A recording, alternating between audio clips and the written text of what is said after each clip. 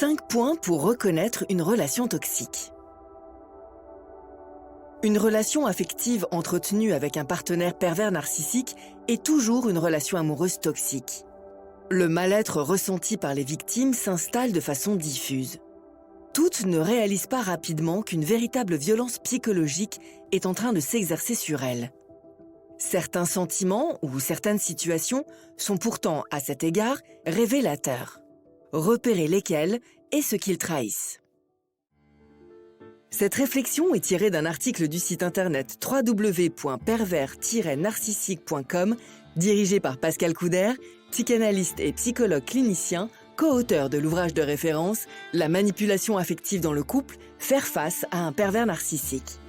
Depuis plus de 30 ans, Pascal Couder et son équipe de thérapeutes, spécialistes des questions autour de la manipulation sentimentale, prennent en charge les victimes de PN francophones partout dans le monde grâce à la vidéoconsultation.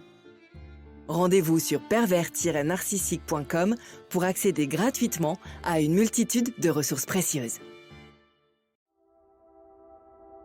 La culpabilité, indice majeur d'une relation amoureuse toxique.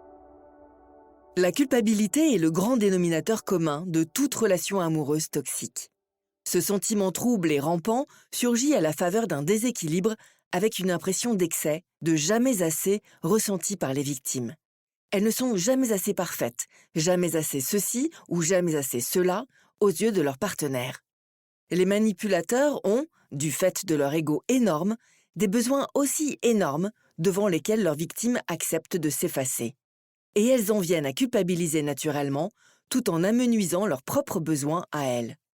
La culpabilité s'installe alors comme un sentiment tenace qui déstabilise entièrement leur personnalité. Il est le grand ordonnateur de l'emprise psychologique, mais aussi le grand désorganisateur d'ensemble de leur vie personnelle. Normal ou pathologique? Une personne qui se sent coupable a du mal à s'autoriser ses propres désirs et sentira son élan de vie coupé dans tout ce qui faisait ses joies auparavant. Ses amis, ses passions, ses petits plaisirs. La culpabilité peut même pousser au dégoût de soi ceux et celles en proie à une identification à leur partenaire qui intériorisent, à la façon des enfants violentés par l'adulte, la culpabilité que ne ressent pas leur agresseur. La culpabilité ne fait jamais partie d'une relation saine, mais est l'indice, au contraire, d'une relation abusive où l'un se joue de la faiblesse de l'autre. Le problème vient de ce que les victimes se croient en faute, alors que leur bourreau joue avec leur manque d'amour d'elles-mêmes. Pour douloureuse qu'elle soit, la culpabilité invite en réalité les victimes à se reconsidérer et à s'estimer à leur juste valeur. Comment? En stoppant cette hémorragie interne qui les fait souffrir par amour.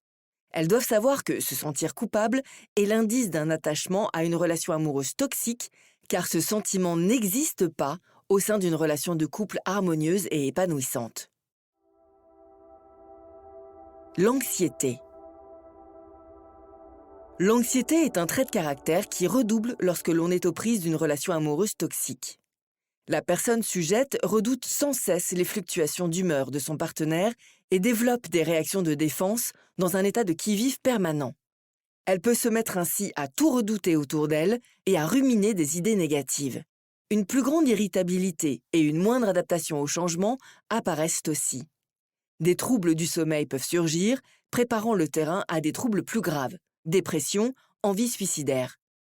D'une manière générale, la vie d'une victime change. Elle sacrifie beaucoup à son partenaire et le champ de ses opportunités va se restreindre peu à peu. Les pervers narcissiques stressent leurs victimes en permanence par une multitude de petits traumatismes invisibles et répétés. Le mal-être n'a donc rien du hasard avec ce type de partenaire malsain, car il fait en sorte que l'environnement de sa victime devienne instable, ses repères flous et son avenir incertain. Et il sait très bien pour cela repérer chez elle les événements sources de trauma qui font monter en elle le stress et l'anxiété. La confusion et l'apathie. La victime prise au piège d'une relation amoureuse toxique perd peu à peu son énergie et demeure sans réaction vis-à-vis de multiples situations de l'existence. Son intelligence et sa capacité de réfléchir sont noyées dans toutes sortes d'affects, honte, peur, colère, humiliation. Son mental est tout simplement court-circuité, même si par ailleurs, elle continue de se battre avec des questions qui n'ont pas de réponse. Un manipulateur pervers est expert, en effet, à piéger le mental de ses victimes par des affirmations contradictoires, des mensonges permanents et des propos flous. Quand une emprise perverse est déjà bien installée, les victimes se sentent de plus en plus impuissantes face à un partenaire qui les harcèle jusqu'aux limites de la folie. Il est pourtant anormal d'avoir le sentiment de subir au sein d'une relation. Si vos ruminations vous paralysent, c'est que vous vivez bien une relation amoureuse toxique en voie de vous empoisonner l'existence. Il vous faut, dans ce cas, rechercher des explications à l'extérieur du couple, auprès d'amis, de proches ou d'un thérapeute qualifié. Vous comprendrez alors qu'il vous faut fuir cette relation destructrice qui peut vous mener tout droit en enfer. La solitude et la peur. Un manipulateur narcissique en amour amène sa proie à perdre toute estime d'elle-même. Il souhaite lui retirer les belles qualités qu'il admire chez elle, de façon à redorer son propre blason pour remplir sa jauge narcissique. Il cherche aussi à l'isoler, de manière à l'avoir tout à lui. Dès lors, il est normal de se sentir seul au sein de ce type de relation, d'avoir l'impression de faire fuir les autres, alors qu'en réalité, il fuit le pervers.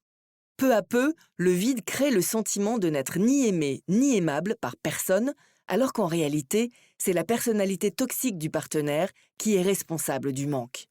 Face à la situation, la peur est toujours ressentie par les victimes, non seulement parce qu'elles redoutent les réactions de leur partenaire tyran, mais aussi parce que l'humain a besoin des autres pour survivre. Cela fait partie de ses instincts primaires. Peur, humiliation, anxiété, solitude, tous les sentiments éprouvés lorsque l'on persiste dans une relation avec un partenaire amoureux manipulateur mènent à un sentiment de dépossession.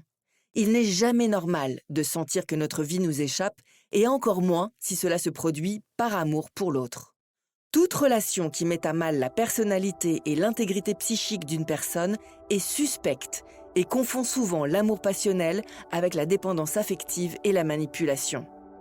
Pascal Couder est psychanalyste, spécialiste de la dépendance affective et des relations d'emprise. Il aide ceux et celles qui le désirent à mettre fin à la relation qui les lie à un partenaire inapproprié via la thérapie sur Skype. N'hésitez pas à vous faire accompagner par des thérapeutes spécialistes de la question de la perversion narcissique. Rendez-vous sur www.pervers-narcissique.com et trouvez-y de nombreux conseils sur comment gérer la séparation, comment gérer l'après, la reconstruction, et vous pourrez également rentrer en contact avec un membre de l'équipe. Ne restez pas seul. Merci d'avoir écouté ce podcast. Rendez-vous très prochainement pour un nouvel épisode. N'hésitez pas à vous abonner pour ne rien manquer des prochaines publications. À très bientôt.